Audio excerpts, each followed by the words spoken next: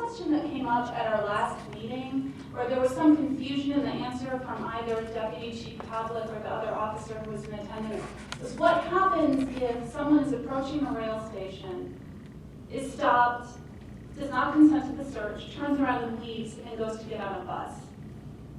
What happens is that, according to our policy, that person is free to go. But with regards to law enforcement initiatives, there will be some actions. There will be some observations.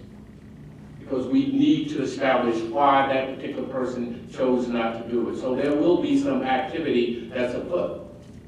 Okay, and can you give us some specificity, given that I think every one of us in this room has been in the situation if, there's something that's not working with the rail system, we go and get on a bus.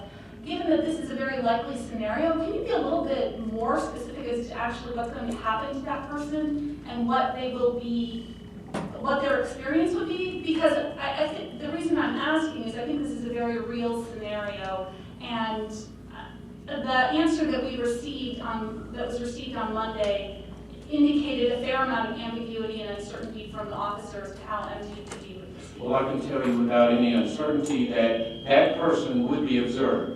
And what that means to you is different than what it means to me, but that person would be observed. Well, could you clarify what be observed means? Be observed. Be observed. Be watched. And when they try to get on the bus, what would happen?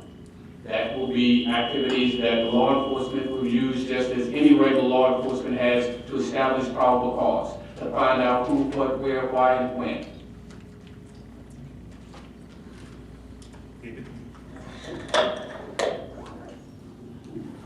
To follow up on Diana's question, will any information be recorded or maintained by Metro Police or another law enforcement agency in that situation where someone declines a search and is observed? Will there be photographs taken or recorded, people's names, any information of that nature? No photographs taken. It may be simply an observation. At some point in time, as we work with the FBI, as we work with the Department of Homeland Security, we establish why. In the case of the person that had the 8-minute stop, we needed to establish who he was because we did, in fact, get a positive reading. So those will be those circumstances, no similar to any activity that a police officer in any jurisdiction has the opportunity and authority to do right now.